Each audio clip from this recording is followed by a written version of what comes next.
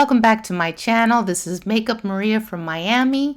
If you're living your best life in your mid-years plus, or you love skincare and makeup, this is the place for you. Today's video is going to be part vlog and part going over the purchases and talking about some Sephora tips for people of a certain age trying to navigate Sephora. So if that interests you, hang on.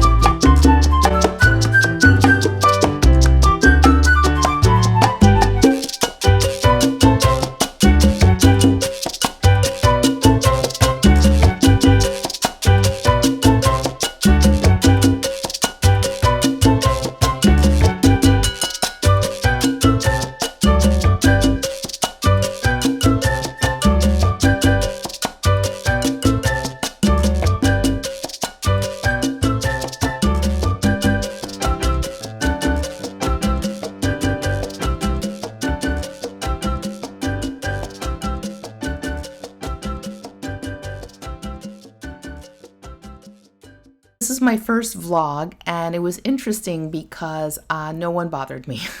I tried very hard not to videotape anyone, you know. I tried not to be obvious, and I tried not to videotape anyone.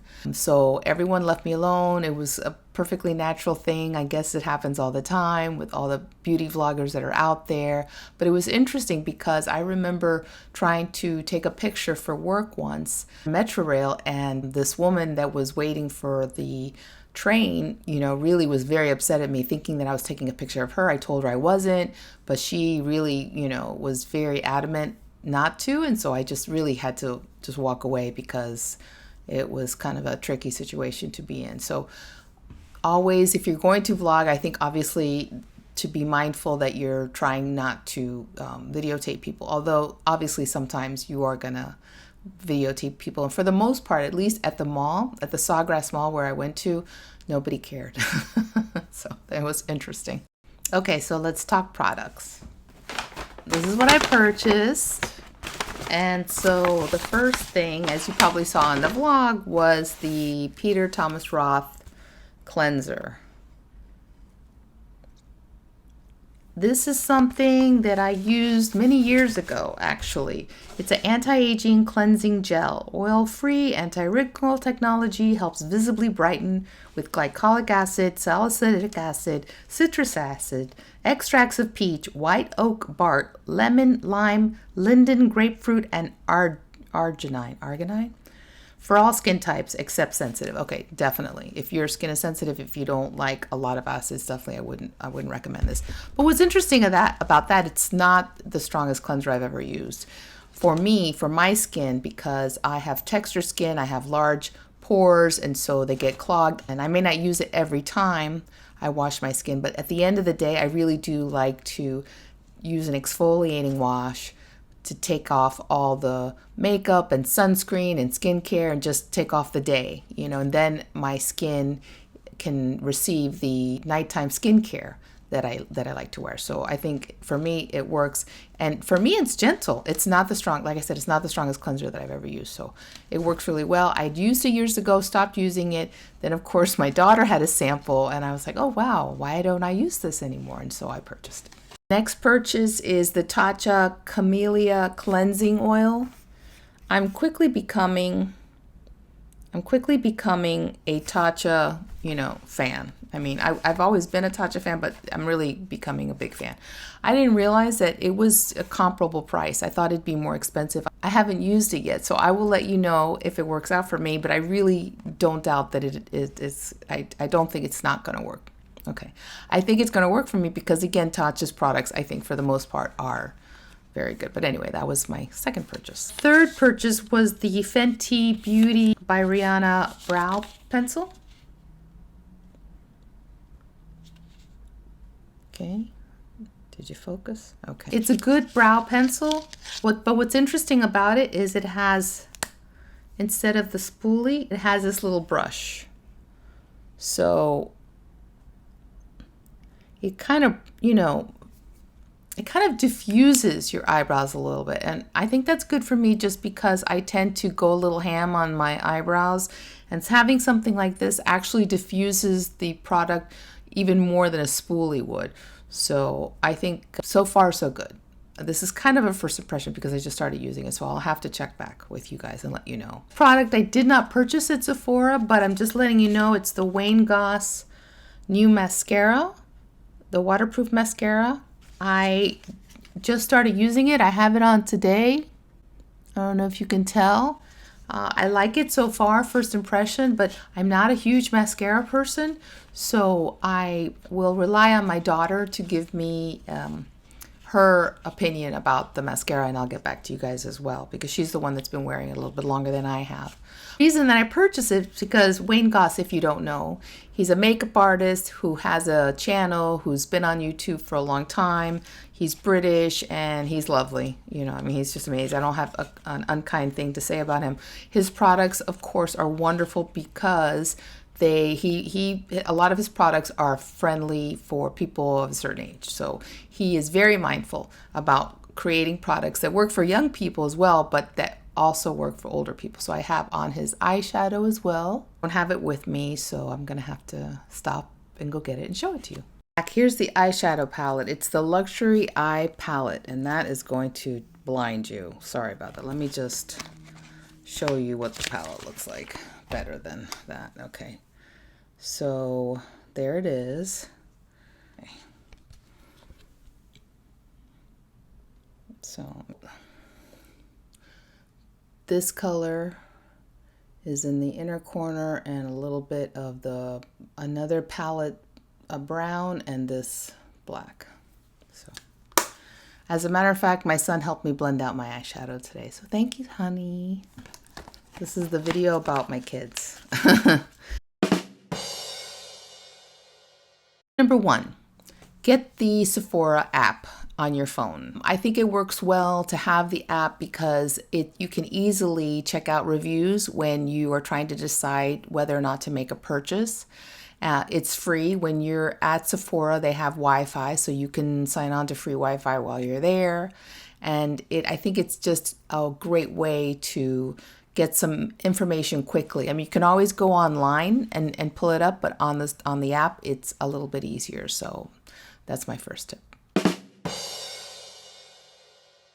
The second tip is something I think a lot of people have talked about before, is that Sephora attendants can be overly helpful, I think, at times. And so what I've tried to do is firmly yet politely tell them as soon as possible that if I need help, I will come to you. So I think that is just a good way of kind of setting the stage to kind of be left alone for a little bit, because what you want to do is, that's tip number 3, is you want to go in there and scan the whole place. I mean, that's what I like to do. I like to take a look around, do a lap, and see what's new, what the store is displaying, because the displays can change from Sephora to Sephora. So it's interesting to see the different displays and what they're promoting, what brands they're promoting.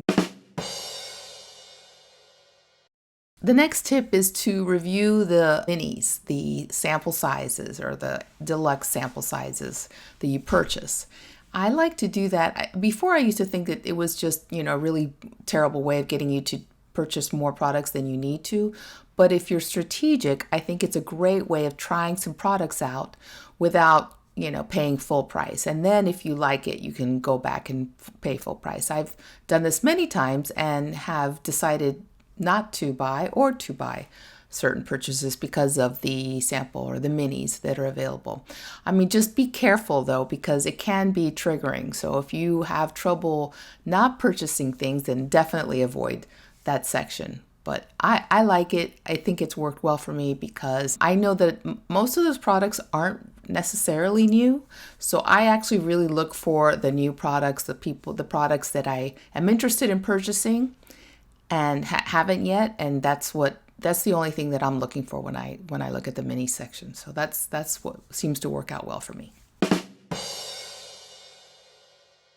Sephora tip is to go to the store, look around, swatch, find something that works for you, talk to the attendant and get some advice.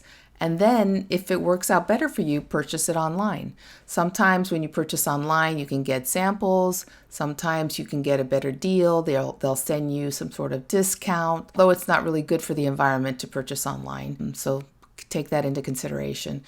But it could be something that you can purchase online, and you get it typically, if you're a Rouge member like I am, you get it fairly quickly. So that's another tip. The next tip is to try to start a relationship. If you're someone that goes to Sephora often, find someone, an attendant that's there, that you see there often, and see if you have something in common with that person. Perhaps you're around the same age, perhaps not. Sometimes I'll just look at their makeup, and if their makeup is enticing, I ask them what they're wearing, and then we have a conversation. And sometimes you can relate to that person, and then you can, when you go back, you can see them again. They know you, they know what you like, what you don't like, so you're not necessarily starting over with someone. So I find that finding an attendant that you can interact with every time you go, or every time you go and that person obviously is working there, has worked well for me. My next tip is to kind of have your armor up and do not allow anyone to pressure you to purchase anything. It depends on the store, it depends on the attendant, but some people can be very quick to put something in your basket. They're always trying to get you to have a basket and throw stuff in your basket. I mean, you can have a basket and put something in your basket and walk around for an hour, and if you decide you don't want to buy it, don't buy it. But just, go in knowing what have a list, know what it is that you want to purchase, and then look around for the new things and, play a little bit. And there's always tomorrow. If it's not a limited edition, then you can always go back another time. Do your homework, of course. It's always a good idea to go in informed, but if you happen to find something that you like and you want to purchase, there's nothing wrong with leaving and coming back or purchasing it online. Another tip that I would say is if you're a beginner Sephora shopper, I would avoid skincare just because they tend to be high priced and there's a lot of information coming at you. Sometimes they have people that are there that represent just that one brand, and they're gonna, be very aggressive / assertive to get you to try a bunch of their products. It's a good idea to research skincare before you purchase skincare at Sephora. When they see someone who is of a certain age, I think lots of times they focus on skincare, which is fine because I think that it's true. A lot of women a lot of people of a certain age are looking for skincare versus makeup. But still, it's almost a little predatory. So, and obviously, I don't mean to offend anyone. There are plenty of amazing Sephora Angels attendants who are very qualified, know a lot of information, and are very good, very helpful when you want to purchase a product. I just think that if you're a newbie, it's best to just kind of take it slow. You do some research and then go in knowing what you want to purchase and having an idea of what your issues are, what you want to target, and definitely doing research. Okay, so I have an update to the sunscreen story. If you're someone who watches my channel, hopefully you know that Johnson & Johnson is recalling Aveeno and Neutrogena aerosol sunscreens after internal tests detected the presence of benzene, which is a known carcinogen. My video talked about how there's a company that tested a bunch of sunscreens and found benzene in many of them. This is an ingredient that somehow ends up in these sunscreens, and perhaps because of packaging or shipping or handling, because it's not an ingredient in the sunscreen. It's something that appears and it's a carcinogen. So please, those products have been recalled. I would think that the best thing to do is to stay away from the aerosol spray sunscreens. Super convenient. I know, I love them, but if I had any, I would throw them away. So I suggest you do too. That's it. I hope you enjoyed my first vlog and sit down video. Don't forget to like and subscribe, give it a thumbs up, and come back for more. Wear sunscreen. Bye.